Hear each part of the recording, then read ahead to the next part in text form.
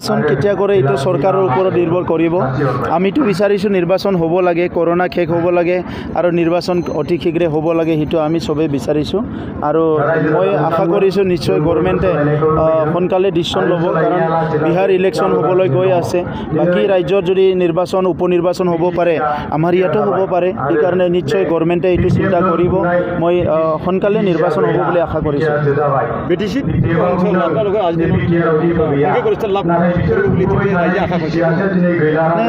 এইবাৰ UPPLৰে চৰকাৰ হ'ব এইটো চিয়'ৰ। ইয়াত মানে কোনো দলে চৰকাৰ গঠন কৰিব নোৱাৰে।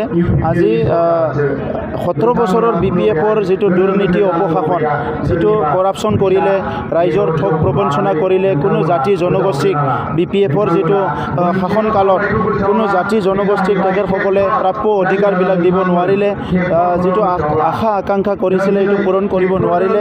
সেইকাৰণে সকলো জাতি জনগোষ্ঠীয়ে ইতিমধ্যে ডিচিশ্যন লৈছে যে কোনো কাৰণত BPFক ইয়াত চৰকাৰ গঠন কৰিবলৈ নিদিয়ে, আৰু এইবাৰ অধিক সংখ্যা লৈ পেলাই অধিক চিট জিকি পেলাই UPPLে চৰকাৰ গঠন কৰিব। এইটো মই গৰিহণা দিছোঁ। আৰু ভাৰতত আজিৰ সময়তো এনেকুৱা জঘন্য কাণ্ডবিলাক হৈ আছে, এইটো অতিকৈ দুৰ্ভাগ্যজনক কথা। আৰু ইয়াৰ ওপৰত গভৰ্ণমেণ্টে সজাগতা কৰিব লাগে, সজাগ হ'ব লাগে। আৰু যিসকলে আজি এনেকুৱা ক্ৰাইমবিলাকৰ লগত জড়িত থাকে, এইটো ফাষ্ট ট্ৰেকত ইয়াত একশ্যন হ'ব লাগে। ইয়াৰ কোনো বিকল্প নাই, কাৰণ মানৱ সভ্যতা ইমান আগুৱাই গৈছে।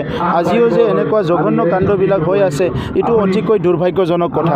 তো সেইকাৰণে আজি যিটো ছিষ্টেম আছে, টপ টু বটম, কেন্দ্ৰৰ পৰা ৰাজ্যলৈকে, গ্ৰাছ ৰুট লেভেললৈকে, যিটো এনেকুৱা জঘন্য ঘটনাবিলাক যাতে হ'ব নোৱাৰে, ইয়াৰ কাৰণে প্ৰশাসনিকভাৱে সকলো দিশৰ পৰা আজিৰ তাৰিখত পুলিচ প্ৰশাসন, আমাৰ যিটো ক্ৰাইমৰ লগত যিসকল আজি ফাইট কৰা যিটো ডিপাৰ্টমেণ্টবিলাক আছে, এই ডিপাৰ্টমেণ্টবিলাক সদায় সজাগ কৰি ৰাখিব লাগে। মই সেইটোকে চৰকাৰক আহ্বান জনাইছোঁ।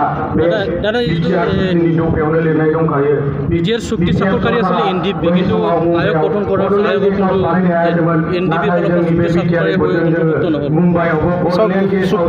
চুক্তি যিসকল স্বাক্ষৰ কৰিছে, ময়ো নাই তাত, বা আজিৰ তাৰিখত ময়ো নাই, বা NDPৰ লিডাৰবিলাক বহুতে এতিয়া NDP যিহেতু ডিছবেণ্ড হৈ গ'ল, ইয়াত হয়তো চৰকাৰে ৰখা নাই।